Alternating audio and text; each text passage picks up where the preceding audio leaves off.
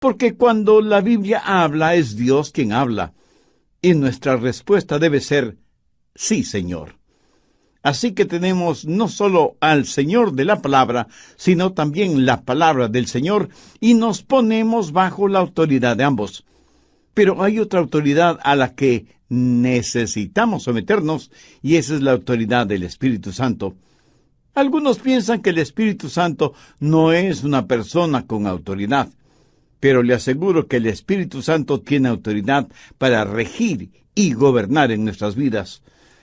¿Cómo llega a nosotros la autoridad de nuestro soberano Señor y la autoridad de las Sagradas Escrituras? Pues mediante el Espíritu Santo. Ahora escuche, Jesús es nuestro abogado delante del Padre, pero el Espíritu Santo es el abogado a nosotros. Tiene el poder de un abogado, toma las cosas de Dios y del Señor Jesucristo y nos las muestra a nosotros, dándonos el poder que trabaje en nuestras vidas, pero necesitamos estar bajo su autoridad. Algunas personas tienen conflicto entre el Espíritu Santo y la palabra de Dios. Dicen, bueno, no estoy limitado por las Escrituras porque estoy bajo el poder del Espíritu Santo. Otros dicen, no me digan lo que el Espíritu dice. Eso puede ser peligroso. Yo quiero saber lo que dice la palabra de Dios. Bueno, eso es un conflicto artificial porque fue el Espíritu Santo quien escribió las Escrituras y es Él quien las interpreta. No tenemos que escoger o el Espíritu Santo o las Escrituras. Es el Espíritu Santo y las Escrituras. Cuando el Espíritu Santo de Dios toma las Escrituras y las interpreta en nuestros corazones, aprendemos cómo vivir bajo la autoridad del reino. Romanos 5, los versos del 1 al 5. Justificados pues por la fe tenemos paz para con Dios por medio de nuestro Señor Jesucristo, por quien también tenemos entrada por la fe a esta gracia en la cual estamos firmes y nos gloriamos en la esperanza de la gloria de Dios. Y no solo esto, sino que también nos gloriamos en las tribulaciones, sabiendo que la tribulación produce paciencia, y la paciencia prueba, y la prueba esperanza, y la esperanza no avergüenza, porque el amor de Dios ha sido derramado en nuestros corazones por el Espíritu Santo que nos fue dado.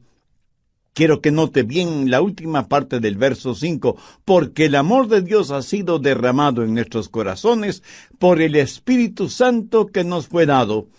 Significa que es el Espíritu Santo que toma las cosas de Dios para dárnoslas. Una de esas cosas es el amor de Dios demostrado en el Calvario. Ahora demos un pequeño salto hasta el verso 17. Pues si por la transgresión de un solo reinó la muerte, mucho más reinarán en vida por uno solo, Jesucristo, los que reciben la abundancia de la gracia y del don de la justicia. Hay 4 palabras muy importantes en este verso. La primera es uno, la segunda es reinar, la tercera, mucho, y la cuarta es más. Las palabras 3 y 4 van juntas, mucho más. Varias veces en los primeros versos del capítulo 5 se hace referencia a la palabra uno y sus derivados. Por ejemplo, el verso 12 dice, como el pecado entró en el mundo por un hombre. Verso 15, por la transgresión de aquel uno murieron muchos. Verso 16, a causa de un solo pecado para condenación. Verso 17, si por la transgresión de uno solo reinó la muerte, mucho más reinarán en vida por uno solo, Jesucristo. Verso 18. Como por la transgresión de uno vino la condenación, por la justicia de uno vino a todos los hombres la justificación. Verso 19. Por la obediencia de uno, los muchos serán constituidos justos. En cuanto a la palabra reinar, verso 14, no obstante reinó la muerte. Verso 17. Si por la transgresión de uno solo reinó la muerte, mucho más reinarán en vida por uno solo. Verso 21. Así como el pecado reinó para muerte, así también la gracia reine para vida eterna. El reinar significa gobernar, tener autoridad. Así que las dos palabras claves hasta este momento son uno y reinar. Veamos ahora esas dos palabras, mucho más, verso 9. Pero mucho más estando ya justificados en su sangre. Verso 10. Mucho más estando reconciliados. Verso 15. Abundaron mucho más para los hombres la gracia. Verso 17. Mucho más reinarán en la vida. Y verso 20. Mas cuando el pecado abundó, sobreabundó la gracia. Ahora, ¿qué significa todo esto? Pablo está diciendo que hay dos reinos, el reino de la luz y el de la oscuridad. Hay el reino de Dios y el reino del diablo, el reino de la vida y el reino de la muerte. Y que hay dos hombres asociados con cada reino, Adán y Jesús, y que cada uno de nosotros pertenecemos a uno de esos reinos, al de Adán y el reino de la muerte, o al de Cristo y el reino de la vida. Y nos guste o no reconocerlo, pertenecemos a uno de esos reinos. Veamos nuevamente el verso 17. Pues si por la transgresión de uno solo reinó la muerte, mucho más reinarán en vida por uno solo, Jesucristo, los que reciben la abundancia de la gracia y del don de la justicia. Ahora, cuando usted sale del reino de Adán y viene a Jesús, usted tendrá más en Jesús que lo que perdió en Adán. Esa es la razón por la que Pablo enfatiza la frase mucho más. Y alguien a lo mejor me pregunte, Pastor, ¿qué es lo que perdimos en Adán y qué es lo que ganamos en Cristo? ¿Qué debemos hacer al respecto? Bien, primero, ¿qué perdimos en Adán? Veamos el verso 19. Porque así como por la desobediencia de un hombre los muchos fueron constituidos pecadores, así también por la obediencia de uno los muchos serán constituidos justos. ¿Quién desobedeció? Adán. ¿Quién es el que obedeció? Jesús. ¿Qué es lo que recibimos de Adán? Recuerde que Adán representa toda la raza humana. A él Dios le dio el dominio sobre la tierra, pero Adán, al desobedecer, se volvió esclavo del diablo, y nosotros somos la descendencia de Adán. Recuerde que el hijo de un esclavo será un esclavo, y el nieto de un esclavo será esclavo, y así de generación en generación. Adán, al volverse esclavo, el pecado tiene dominio sobre aquel que debe tener dominio sobre la tierra. Y porque estamos en Adán y no tenemos el nuevo nacimiento, nos identificamos con él en su esclavitud. Se habla mucho de que somos a la imagen de Dios. Pero mire a su alrededor. ¿Cree que Dios tiene esa imagen? Adán fue hecho a la imagen de Dios. Nosotros somos a la imagen de Adán. La Biblia dice que Adán tuvo un hijo parecido a él, a su imagen. La imagen de Dios estuvo en Adán. Pero esa imagen de Dios en Adán fue manchada y distorsionada, y ahora no tenemos la imagen de Dios. Solo leves, muy leves rasgos de esa imagen de Dios está en nosotros. Lo que vemos en todos nosotros es la imagen de Adán. Usted nunca ha visto a un hombre como Dios realmente se lo imaginó.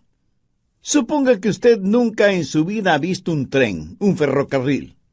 Cuando vivíamos en Key West, en la Florida, yo le pregunté a un muchachito si alguna vez había visto un tren. Me dijo que no. Ahora, suponga que yo llevo a ese niño a un lugar en donde hubo un tremendo choque de trenes, y todo lo que quedó de esos trenes fueron hierros retorcidos, fundidos, maderas reducidas a cenizas, las locomotoras totalmente destrozadas y las rieles del tren retorcidas. Y le digo a ese niño, hijo, ese es un tren. Pregunto, ¿le enseñé en verdad un tren? De ninguna manera. Lo que le enseñé fue los restos de lo que una vez fue un tren. Escoja un hombre, cualquier hombre. ¿Lo que ve es en realidad un hombre? No.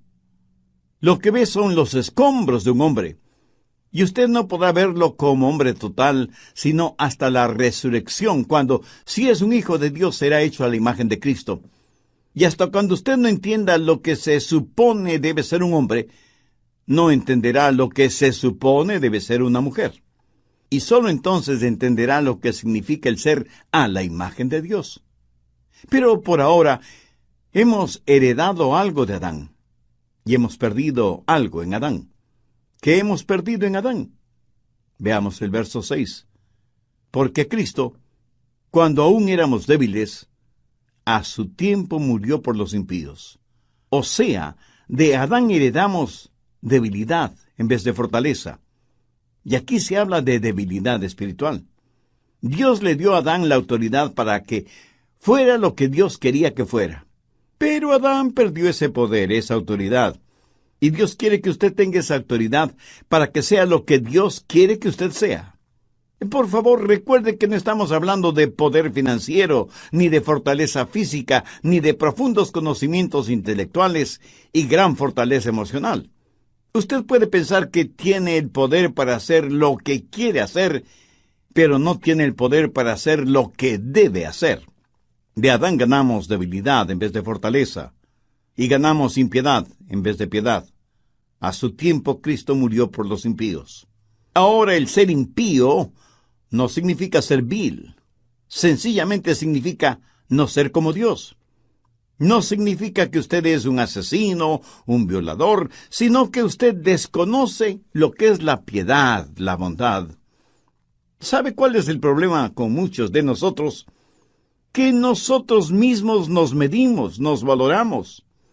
En Proverbios 26:12 leemos, «Has visto hombre sabio en su propia opinión, más esperanza hay del necio que de él». Pero, ¿qué es lo que hacemos? Nos miramos a nosotros mismos y tenemos nuestros propios estándares. Y eso, de acuerdo a la palabra de Dios, no es sabio. ¿Ha notado que casi nunca nos comparamos con alguien que es mejor que nosotros? ¿Por qué? Porque saldríamos perdiendo. Pero nos comparamos con alguien inferior a nosotros. ¿Por qué? Porque siempre saldremos ganando. ¿Ha escuchado la frase, yo soy tan bueno como sutano mengano? Pero nadie es lo suficientemente honesto y valiente para decir, yo soy tan malo como sutano o mengano. Lo que el hombre hace a veces es compararse con otros que sabe son más malos que él, y estirándose con satisfacción dice, soy una persona buena. Pero el estándar es el que Dios tiene para nosotros, no el que nosotros mismos nos imponemos. ¿Sabe usted lo que es el pecado? Busque Romanos 3:23, por cuanto todos pecaron y están destituidos de la gloria de Dios. ¿Sabe lo que es el pecado? Es la diferencia entre usted y la gloria de Dios. La Biblia claramente dice que somos malos cuando deberíamos ser a la imagen de Dios. ¿Qué más hemos recibido de Adán? Veamos Romanos 5, los versos 7 y 8. Ciertamente, apenas morirá alguno por un justo. Con todo, pudiera ser que alguno osara morir por el bueno. Mas Dios muestra su amor para con nosotros en que siendo aún pecadores, Cristo murió por nosotros. ¿Sabe cuál es el estándar de Dios para usted y para mí? Absoluta perfección. ¿Hay alguien entre nuestros oyentes que se crea perfecto? Bueno, tenga cuidado cómo contesta, porque eso sería la primera muestra de imperfección. La Biblia dice que el pecado es la transgresión de la ley. Si alguna vez usted ha roto una de las leyes de Dios, usted es un pecador, aunque usted no lo piense así, porque no ha roto todas las leyes de Dios. Cuando un policía le detiene por una violación de tráfico, ¿cree que le servirá de algo que le diga al policía todas las otras leyes de tránsito que no ha quebrantado? El apóstol Santiago dice, porque cualquiera que guardare toda la ley, pero ofendiere en un punto, se hace culpable de todos. ¿Me dice que no entiende esto? Bien, solo suponga que usted está suspendido sobre un ardiente fuego y se sostiene con una cadena de 10 eslabones. ¿Cuántos eslabones de esa cadena deben romperse antes de que usted caiga en el fuego? ¿Solo uno? ¡Solo uno! Es pues el pecado, la transgresión, la violación, el quebrantamiento de la ley de Dios. Pero pecado no es solo hacer lo que no debe hacer, sino dejar de hacer lo que sí debe hacer. El apóstol Santiago lo dice muy claramente: al que sabe hacer lo bueno y no lo hace, le es pecado. ¿Hace usted siempre lo que piensa que debe hacer? Dios no solo nos encuentra culpables porque lo que hacemos es incorrecto, sino también cuando fracasamos en hacer aquello que es bueno. O sea, somos culpables no solo por los pecados de comisión, sino también por los pecados de omisión. Pero también somos pecadores cuando no creemos en Dios, cuando no tenemos fe. Mire lo que dice Romanos 14:23. Todo lo que no proviene de fe es pecado.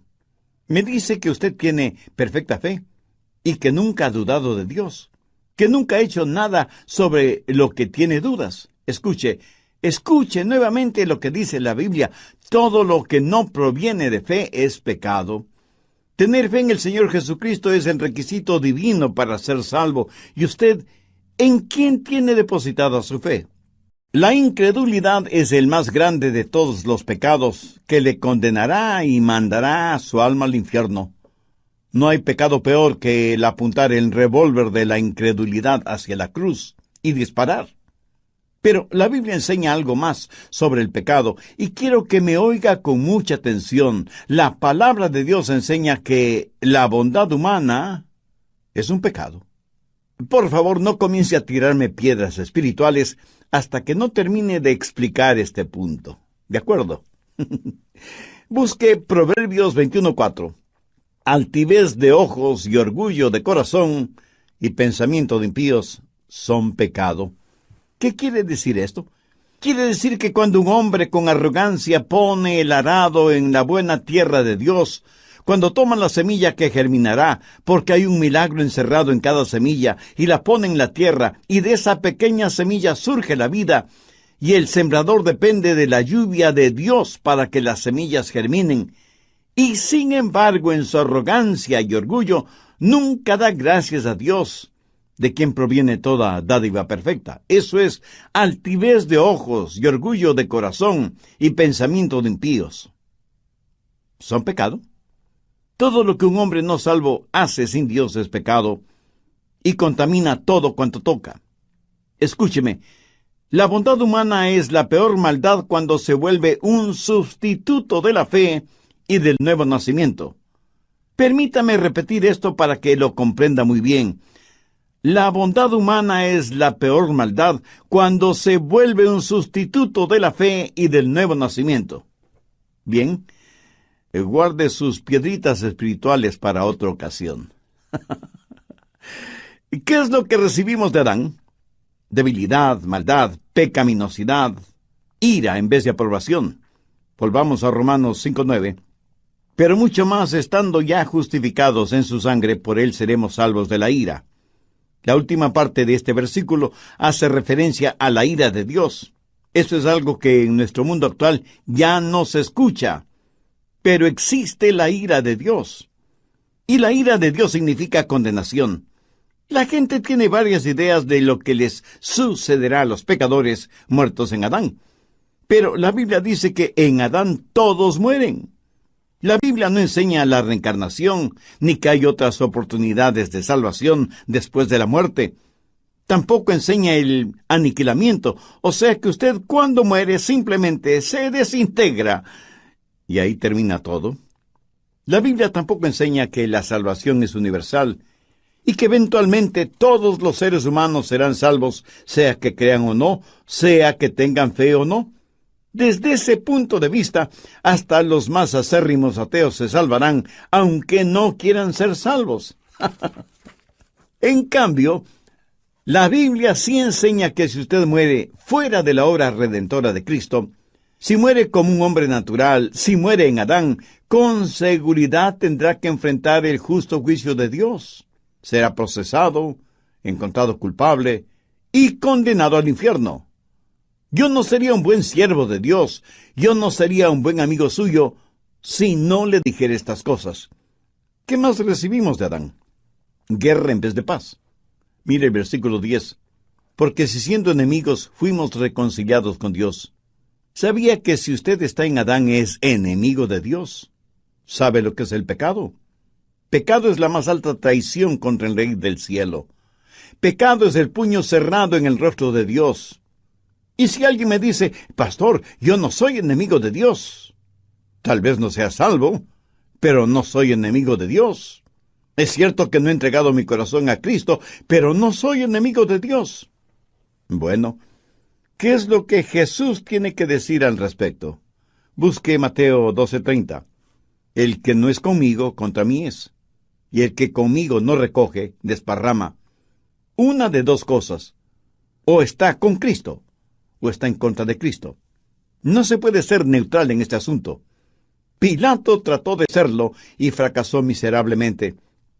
Si usted que me está escuchando no está 100% por Cristo, está 100% en contra de Cristo. Y todo esto lo recibimos de Adán. Ahora estoy seguro que alguno de ustedes dirá, no me gusta eso. ¿Por qué yo debo ser responsable por lo que Adán hizo? Y a decir verdad, lo que Adán hizo no tiene absolutamente nada que ver conmigo. Oiga, ¿de verdad piensa de esa manera? Permítame hacerle una pregunta. Si Adán no hubiera tenido hijos, ¿dónde estaría usted? Así que no me diga que lo que hizo Adán nada tiene que ver con usted. Y si me dice que no quiere ser encontrado culpable por el pecado de Adán, ¿qué de sus propios pecados? ¿Hay alguna persona que pueda decir que nunca ha pecado? Y no se preocupe por el pecado de Adán. Usted tiene sus propios pecados por los cuales debe preocuparse. Si usted hubiera estado en el lugar de Adán, le puedo asegurar que hubiera hecho lo mismo que él hizo. Y si me pregunta, ¿es Dios justo dejándonos sufrir por el pecado de Adán? Le respondo que Dios no solo es justo, sino que es misericordioso y sabio. Ahora, porque fuimos condenados por un hombre, podemos ser salvados por un hombre. Escúcheme. Si no estuviéramos en Adán, nunca podríamos estar en Cristo. Veamos lo que dice Pablo en 1 Corintios 15:22. Porque así como en Adán todos mueren, también en Cristo todos serán vivificados. Hemos estado hablando de lo que perdimos en un hombre, Adán. Ahora veamos lo que ganamos en otro hombre, Jesús, sabiendo que ganamos muchísimo más con Cristo que lo que perdimos con Adán. En primer lugar, hay mucho más de nuestra justificación. El verso 9 dice, pues mucho más estando ya justificados en su sangre, por él seremos salvos de la ira. Ahora, ¿qué significa ese mucho más? Que estamos positivamente justificados. Cuando pensemos en la cruz, debemos recordar tres palabras: justicia, misericordia y gracia. Justicia es Dios dándonos lo que merecemos, o sea, el juicio. Misericordia es Dios no dándonos lo que merecemos. Y gracia es Dios dándonos lo que no merecemos. Estas tres palabras las encontramos en el Calvario. Cuando mis pecados fueron puestos sobre el Señor Jesús, la justicia de Dios fue satisfecha. La culpa de mi pecado fue pagada totalmente. Por lo tanto, no tengo que enfrentar la ira de Dios, porque Él me protege con su misericordia. Pero entonces, cuando Él me justifica, me otorga su gracia. Y todo esto por medio del Señor Jesucristo. Ese es el significado del mucho más de nuestra justificación. Ahora veamos el mucho más de nuestra reconciliación. En el verso 10, porque si siendo enemigos fuimos reconciliados con Dios por la muerte de su Hijo, mucho más, estando reconciliados, seremos salvos por su vida. Cuando Jesús murió en la cruz, se dio por nosotros. Pero cuando envió al Espíritu Santo, se dio a sí mismo a nosotros. Y ahora tenemos esa comunión con Dios que fue interrumpida cuando Adán pecó. Estamos reconciliados. Ahora quiero que entienda bien lo siguiente. No es Dios quien se reconcilia. Dios no necesita ser reconciliado. Nosotros somos reconciliados con Dios. En esto, ¿cómo es que nosotros tenemos mucho más de lo que Adán tuvo? Adán caminó con Dios en el jardín del Edén. Pero yo tengo el Espíritu Santo de Dios en mí. Y eso, mi amigo, eso es mucho, mucho más. Y hay también el mucho más de nuestra regeneración. Veamos la parte final del verso 15. Abundaron mucho más para los muchos la gracia y el don de Dios, por la gracia de un hombre, Jesucristo. La gracia de Dios significa que Él nos ha regenerado. No solamente nos salvó de su ira, sino que ha venido a nuestro corazón para darnos vida. Y alguien podrá decir, pero pastor, Adán tuvo vida. Es cierto, pero en cambio yo tengo vida abundante. Jesús mismo dijo, yo he venido para que tengan vida y para que la tengan en abundancia. Adán no supo lo que un creyente sabe. Él nunca conoció, hasta que fue redimido, lo que usted y yo como hijos de Dios conocemos. Yo personalmente prefiero vivir en Romanos 5 que en el jardín del Edén, porque es el mucho más de nuestra regeneración. Pero también tenemos el mucho más de la justicia. Veamos nuevamente el verso 17. Pues si por la transgresión de uno solo reinó la muerte, mucho más reinará en vida. Recuerde, Adán fue culpable, pero nosotros somos positivamente justos. Cuando Adán pecó, ese pecado fue puesto en su cuenta. Si yo peco, ese pecado nunca estará en mi cuenta. Y alguien pensará, bueno, si yo creo, puedo salvarme y seguir pecando todo lo que quiera. En términos generales, pecamos todo lo que queremos pecar y hasta más de lo que queremos pecar. Por eso necesitamos un querer nuevo, y solo lo podemos tener si nacemos de nuevo. ¿Está listo para recibir una bendición? Entonces busque Romanos 4:5. Mas al que no obra sino cree en aquel que justifica al impío, su fe le es contada por justicia. No hay nada que usted pueda hacer grande o pequeño para poder salvarse. Usted debe poner su fe en el Hijo de Dios, y cuando así lo hace, Dios dice, tu fe te es contada por justicia.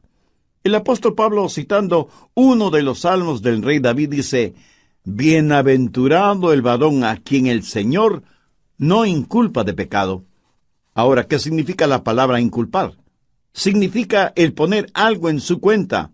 Cuando usted es un hijo o una hija de Dios, Él pone justicia en su cuenta personal. Pero no es la justicia suya, porque nunca la tuvo, sino la justicia de su Hijo, el Señor Jesús. Y Él pone esa justicia en su cuenta, sin que usted tenga que trabajar. Pero esto se pone mucho mejor. Mire el verso 7 de Romanos 4. Bienaventurados aquellos cuyas iniquidades son perdonadas y cuyos pecados son cubiertos. Sus pecados son enterrados en la tumba del olvido de Dios y nunca jamás serán sacados a la superficie. No solo que Dios perdona mis pecados, no solo cubre mis iniquidades, sino que Dios no me culpa de pecado. Algunas personas dicen, si vivo una vida lo suficientemente buena, cuando muera espero ir al cielo. Bueno, lo más seguro es que no lo logrará porque no ha entendido lo que es el pecado. Yo no confiaría en los más excelentes 15 minutos de mi vida para ser salvo. Por eso me aferro a la promesa, bienaventurado el varón a quien el Señor no inculpa de pecado. Adán fue inculpado de pecado, pero usted, si es hijo de Dios, no podrá ser inculpado de pecado. Siempre tendremos mucho más, muchísimo más en el Señor Jesucristo que lo que perdimos en Adán. Pero aún hay algo más, y lo encontramos en Romanos 5, los versos 20 y 21. Pero la ley se introdujo para que el pecado abundase, mas cuando el pecado abundó, sobreabundó la gracia, para que así como el pecado reinó para muerte, así también la gracia reine por la justicia para vida eterna mediante Jesucristo, Señor nuestro. Ese es el mucho más de nuestro reino. Adán tuvo un reino terrenal. Nosotros tenemos un reino celestial. En Jesús hemos ganado lo que jamás nos hubiéramos imaginado ganar, lo que nunca hubiéramos podido ganar por nosotros mismos. Adán perdió su autoridad y el dominio que Dios le dio en el jardín del Edén. Adán se lo entregó voluntariamente a Satanás. Jesús vino a esta tierra, sufrió, padeció y murió sobre una cruz. Por la desobediencia de un hombre, Adán, toda la raza humana fue hecha pecadora. Por la obediencia de otro hombre, Jesús, muchos seres humanos son hechos justicia de Dios. ¿Qué clase de obediencia mostró Jesús? La obediencia que le llevó a la cruz. Él pagó la deuda que el pecado de Adán merecía. Él nos compró con su propia sangre. Nos sacó de nuestra bancarrota espiritual, moral y religiosa. Lo que se perdió por un hombre fue recobrado por otro hombre. Fue legalmente perdido y legalmente fue recobrado para ser entregado a nosotros. Y recibimos en Cristo mucho más de lo que perdimos en Adán. En Adán todos mueren. En Cristo todos serán vivificados. Quiero que se imagine usted yendo en un automóvil. Al intentar cruzar sobre los rieles del ferrocarril, el carro se detiene. Usted es el pasajero y otra persona va manejando. Y escuchan el pito del tren. Significa que una poderosa locomotora se acerca. Usted goza de buena salud, es fuerte y atlético. Afloja el cinturón de seguridad y se apresta a abrir la puerta del automóvil. Ese instante usted tiene que hacer una decisión. Puede quedarse en el carro y morir con toda seguridad, o abrir la puerta, saltar del carro y vivir. Ahora, suponga que usted dice, no voy a tomar ninguna decisión. Entonces morirá, porque no tomar una decisión es en sí misma una decisión. Ahora escúcheme. Está en Adán y no tuvo que decidir acerca de eso. Es de la descendencia de Adán. Y en Adán todos mueren. ¿Sabe cuál es la decisión que debe tomar ahora? Debe decidir por Cristo. Pero esa es su decisión. Y si no toma la decisión correcta, está decidiendo morir. Usted ya está bajo condenación de muerte. Usted ya está en Adán. Y lo que debe hacer, y Dios me ha permitido que se lo diga por medio de este programa, es hacer una decisión por Cristo. Cuando usted toma la decisión por Cristo, está decidiendo por la vida abundante y eterna. Y recuerde que en relación con Cristo, nadie puede ser neutral. Jesús dijo, el que no es conmigo, contra mí es, y el que conmigo no recoge, desparrama. Si usted desea hacer una decisión por Cristo, la puede hacer ahora mismo. Le voy a guiar en una pequeña oración para que usted la diga con sus propias palabras. Recuerde que orar es conversar con Dios. Si quiere puede orar en voz alta o en voz baja, o silenciosamente si lo prefiere. A Dios no le impresionamos ni por el volumen de nuestra voz, ni por el dominio gramatical del idioma. Sencillamente diga, querido Dios, me acerco a ti, reconociéndome pecador y perdido, necesitado de tu perdón y guía. No vengo en busca de tu juicio, sino de tu gracia, de tu gracia, de tu gracia, de tu gracia.